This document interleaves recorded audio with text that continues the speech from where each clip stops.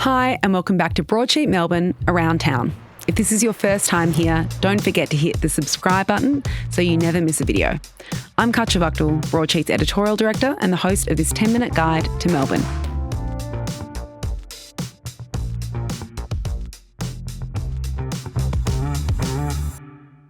Broadsheet has a long-running series called I Can't Stop Thinking About, and it is what it says on the tin, the dishes that Broadsheet editors and people who work at Broadsheet, and sometimes those outside, cannot stop thinking about.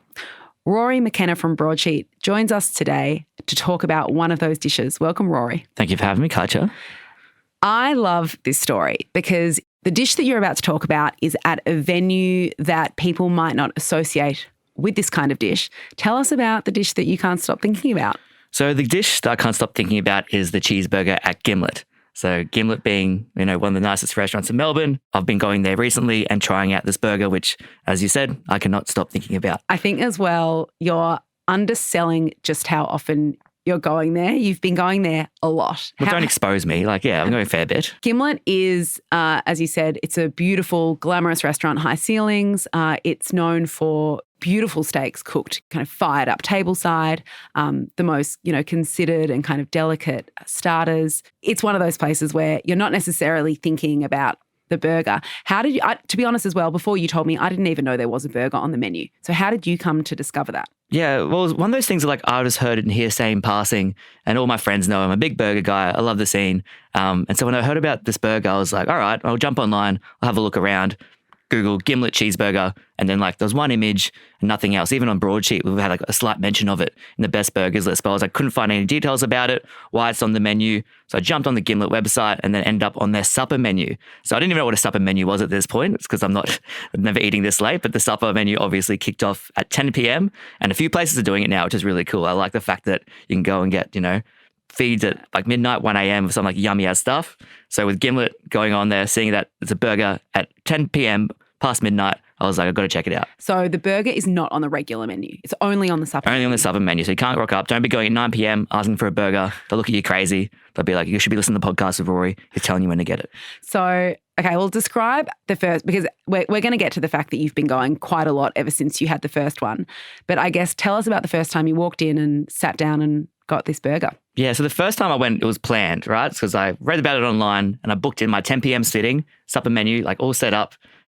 And I rocked up and I'm not good with the interior design mumbo jumbo, but when I walked in there, I felt like it was a bloody Great Gatsby movie. And I was like, oh my God. Have you been there before? No, that was my first time. Okay. And so I walked in, was expecting to see Leonardo DiCaprio, say good day, put his glass up. I'm 2027 soon, so probably wouldn't say good day to me. But it was really lovely.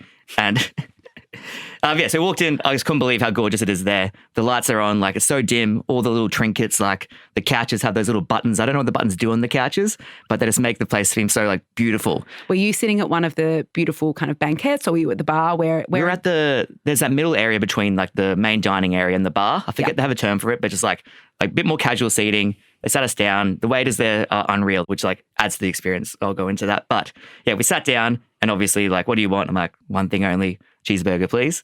And they put it down on the table and it was just an amazing experience. So can you describe the look of this burger? I'd love to hear, does this look like any other burger? It's a burger, right? I feel like most burgers always look like burgers, right? It's not a lasagna, it's a burger. So I know what it's going to look like, but it has something very special about it. There is a difference though. If you got not even just the high street brands, say you're talking Macca's or Grilled or those, still if you walk it, for example, if you eat the burger at Bar Margot, that sits on, when that gets put in front of you, that does not look like a Macca's burger. I mean, that thing is just a hefty, incredible. You can tell the meat in there is just cooked so beautifully. It's not the same as something that you're going to get just off the grill that's been made 100 times that day. No. I'm assuming the Gimlet burger is similar. 100%. Maybe I've been eating too many good burgers recently to compare them, but no, it is a gorgeous burger, and just the way they present it on the metal tray, and when you get the fries on the side, the fries come in a chalice and each little sauce comes in its own little chalice, so a bush gadol of chalices full of yummy food. But yeah, it's absolutely gorgeous looking burger. The big things that stand out, which is like, burger connoisseurs might want to know about, is that they've gone with a potato bun. So we've been living through like a brioche age for the last like 2 years. I know, and I'm not thrilled with it. I'm anti-brioche. Yeah. I'm team cancel brioche because like I don't want French toast in my burger, right? I don't want the milky butteriness. I just want a nice stock standard savory bun. Back in the day when I used to have like a burger at home on a Woolies bread, I feel like that's sort of what I want. Sort of encapsulated. Not that this is like that. No, but you know what I mean? Like that old, like almost nostalgically just classic. Burger's not about the bun, right? The bun is the vessel. I just want a nice, childbearing bun that can handle its weight, can look after itself. And so the potato bun's perfect for that. And it's like, again, one of my favorites. So this patty is a really thick patty, right? Not for the faint of heart. The thickness and the juice makes it unbelievably delicious. It's got a really good marble to it. I think the ideal ratio for a burger is 80% meat, 20% fat. And this definitely in that ratio because when you bite it, it blushes at you while you blush back at it. And it just oozes just deliciousness. It's perfectly made. It's also from, obviously, Trader House.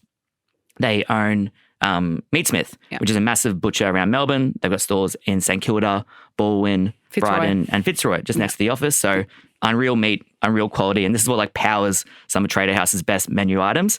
And so that is what was it called? It was like O'Connor's beef. It's a real famous Victorian beef out not far from Melbourne, but it's minced and made into a burger patty. Minced, made into a burger patty. And I'm just sorry, I could talk about it all day. But yeah, minced, unreal burger patty with 2 slices of American cheese. If it's not American, like why are you talking about it? Do you know what I mean? I don't like many American things, but I love their cheese.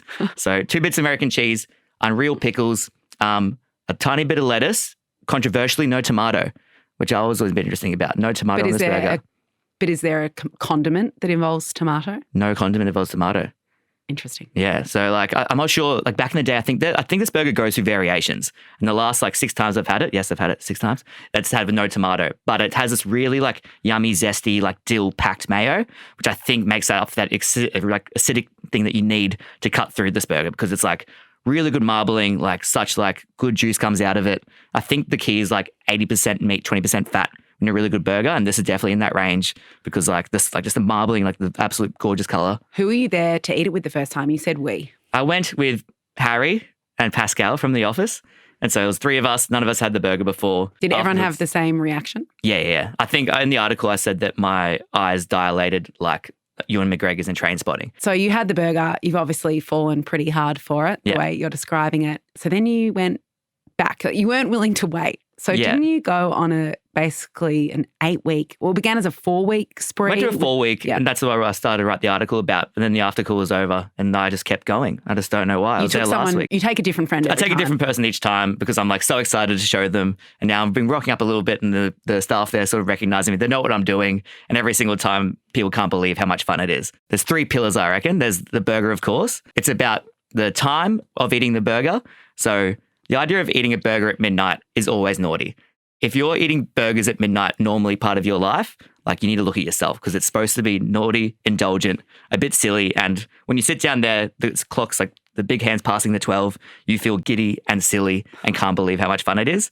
And then the second thing is the ambience, like just being in Gimlet. It's a Disneyland for adults. I'm obsessed with it. Even though you rocked up probably a bit on a heater, a few adult lolly waters like beforehand, you're just like feeling really good and vibrant. And then add the burger in. It's just it's a cocktail of just so much fun and enjoyment. Perfect night. And you're giddy, you're like laughing, you're having like a gay old time. Like I can't express how enjoyable it is. The way you're describing it sounds pretty good. Yeah. If you asked anyone if they would consider putting it on the regular menu, they know you there pretty well now. Now's probably your chance to, although maybe what makes it special. That's the magical point. Yeah. Like having it after 10 o'clock and like go at midnight. That's a big thing as well. So like it's still pretty hard to get into Gimlet at 10 o'clock, but after midnight, again, also only on Friday and Saturdays. But after midnight, if you rock up, you can easily get a seat at the bar, sit down, have an unreal cocktail as well, which obviously is a massive part about what makes Gimlet special, and just like have that to wash down your unbelievable burger. My stomach is growling. I'm starving, eh? Yeah. What day is it? No, not tonight. So it's only available Friday and Saturday? Only Friday and Saturday. That's the only time the supper menu is available? 100%. Okay, and, I've been there till close. I've had to ask me to leave and I was trying to get one more in me, but... An extra burger or just an extra drink? Both. Well, thanks so much for coming to talk to us about this dish, Rory. You've done a good job. I feel like if they don't make you an official ambassador, they'll certainly make you an unofficial ambassador. That's it for today. As always, you can stay up to date at any time at broadsheet.com.au or on Instagram at broadsheet_Mel. See you again next week.